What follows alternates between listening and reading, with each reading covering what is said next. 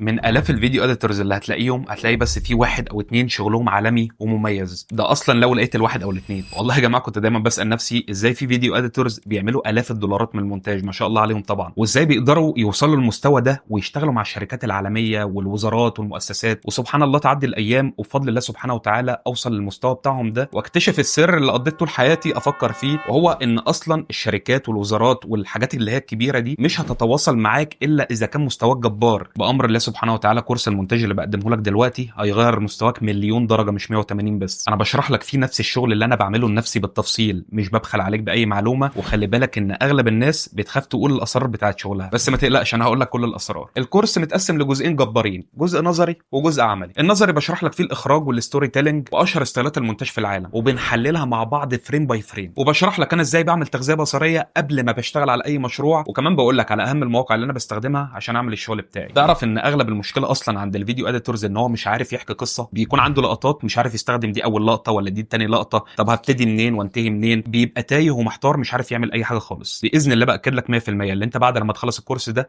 هتقدر ترسم المشروع في دماغك قبل اصلا ما تستلم الماتيريال من العميل. طب تعرف ان احنا في الكورس عملنا اعلان لفورمولا 1 من غير ما يكون معانا اي ماتيريال؟ عملنا الفكره والستوري بورد والفويس اوفر وطلعنا النتيجه كأن فورمولا 1 هي اللي طلبت مننا الاعلان ده. انما بقى الجزء العملي بشرح لك فيه التلوين الاحترافي، التلوين اللي انت بتلاقي فيلم ميكرز على الانستجرام عاملينه وبتنبهر بيه. انا هعمل معاك في الكورس نفس التلوين ده، وهوريك ان الموضوع قد ايه بسيط وقد ايه سهل. الصوتيات بقى وما ادراك ما جمال الصوتيات، انا عامل لك ورشه صوت كامله بشرح لك فيها ازاي بعمل ساوند ديزاين بالظبط لشغلي. وملحوظه مهمه، انا لما بقول لك ورشه فهي فعلا ورشه كامله من الصفر، مش هديك 10 دقائق او ربع ساعه، لا ورشه محترمه. انت عمرك شفت كورس اصلا فيه 4 ورشات كاملين؟ بفضل الله في الكورس ده فيه 4 ورشات كاملين، في ورشتين منهم على البريمير مع الافتر افكتس، والورشتين التانيين بنعملهم على الافتر افكتس بس ومن الصفر. المستوى اللي هتوصل له بعد الكورس باذن الله هيكون نفس المستوى بالظبط، وباذن الله انا اتوقع ان في ناس هتتعدى مستواها بمراحل. ما هو ما ينفعش اسيبك كده بعد الكورس، في اخر مرحله فيه بشرح لك فيها كل الطرق اللي هتقدر تجيب بيها شغل وتسوق بيها لنفسك وتعمل لنفسك بيرسونال براند صح وتجيب بيها عميل. كمان الكورس معايا مكتبه للمونتاج كامله فيها ترانزيشنز وساوند افكتس وغيره هديه ليك، ده غير ان كل المرفقات اللي اشتغلنا عليها في الكورس هتكون ان شاء الله متوفره معاك. احنا عاملين كوميونتي مع بعض هنتابع فيها كل التاسكات والمشاريع ونحللها مع بعض من الصفر. بص انا هقول لك على حاجتين عطلوا شغلي لمده سنين. اول حاجه اللي انا كنت بقول ان انا خلاص بقيت جامد وجبت اخر المجال فبطلت اتعلم واطور من مستواي، وحرفيا كان كل الناس مستواها بيعلى وبيزيد وبتاخد فلوس اكتر، وانا مستواي ثابت في مكاني وباخد نفس الفلوس. تاني مشكله اللي انا ما كنتش بستثمر خالص في مهاراتي. فلو عايز تستثمر فعلا في نفسك ومستقبلك هيكون ده اكبر استثمار فيهم، لان اللي انت تستثمره دلوقتي هيرجع لك بعد كده مليون ضعف.